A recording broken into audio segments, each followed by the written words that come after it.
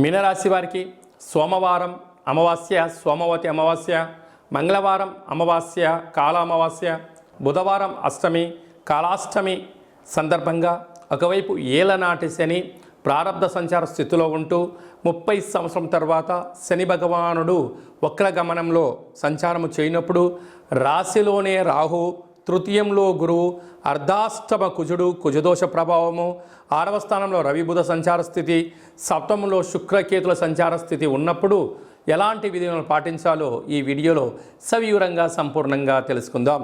మీనరాశిలో ఏ నక్షత్రాలు వస్తాయి అనగా పూర్వాభాద్ర నక్షత్రం చివరి పాదం 4వ పాదము, ఉత్తరాభాద్ర నక్షత్రంలోని 4 పాదాలు, రేవతి నక్షత్రంలోని 4 పాదాలు కలిపితే మీనరాశి అవ్వడం జరుగుతుంది.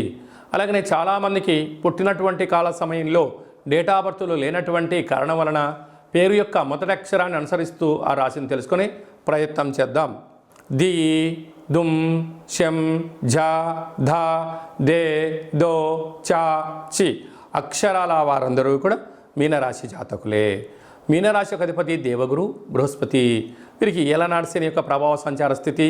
ఈ సోమవారం అమావాస్య, మంగళవారం అమావాస్య, బుధవారం అష్టమి అనేటువంటి కార్యక్రమాలు కూడా ఉంటున్నాయి కనుక ఒక కూష్మాండ దీపాన్ని సగభాగాన్ని కట్ చేసుకొని పైభాగం అంతా కూడా పసుపు కుంకుమతో చక్కగా అలంకరించుకొని బియ్యపిండి చేత అష్టదళ పద్మాన్ని వేసి అక్కడ ఉప్పును, బియ్యాన్ని, శనగపప్పును, తెల్లటి నువ్వులను, తెల్లటి ఆవాలను వేసి అందులో ఈ యొక్క దీపాన్ని ఏర్పాటు చేసుకొని కాళభైరవ అష్టకాన్ని చెప్పుకొని లేక కాళభైరవ అష్టోత్తరం చెప్పుకొని సంకల్పం చెప్పుకొని చక్కెర పొంగలి కానీ శనగపప్పుతో కూడుకున్న బొబ్బర్లను కానీ పెరుగన్నాన్ని కానీ నైవేద్యంగా ఏర్పాటు చేసి చాకలి వాళ్ళకు దానం చేయడం కానీ చేయించడం కానీ చేసినట్లయితే రుణ సమస్యలు, రోగ సమస్యలు, అంతర్గతమైనటువంటి మనోవేదనకు గురి కాకుండా మనోధైర్యం చేత, ఆత్మస్థైర్యం చేత మీరు విజయం మీనరాశి వారి సొంతం అవుతుందని చెప్పి గమనించగలగాలి.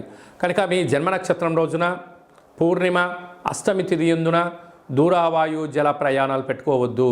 వీలైనంత వరకు మౌనంగా ఉండండి. చిన్న చిన్న విషయాలకు వాగ్వివాదానికి దూరంగా ఉండండి.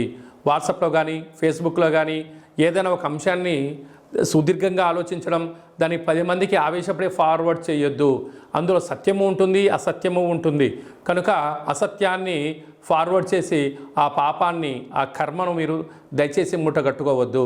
కనుక వీలైనంత వరకు దానం, ధర్మం, ఆధ్యాత్మికత, సూర్య నమస్కారాలు, సూర్య ఆసనాలు చేయడము, వర్షాకాల ప్రభావం చేత గోరువెచ్చని ఆహారం తినడం, గోరువెచ్చని యొక్క నీటిని తాగడం, ఈ యొక్క వర్షాకాలంలో సీజనల్గా వచ్చే వ్యాధులు వచ్చే అవకాశాలు ఉన్నాయి.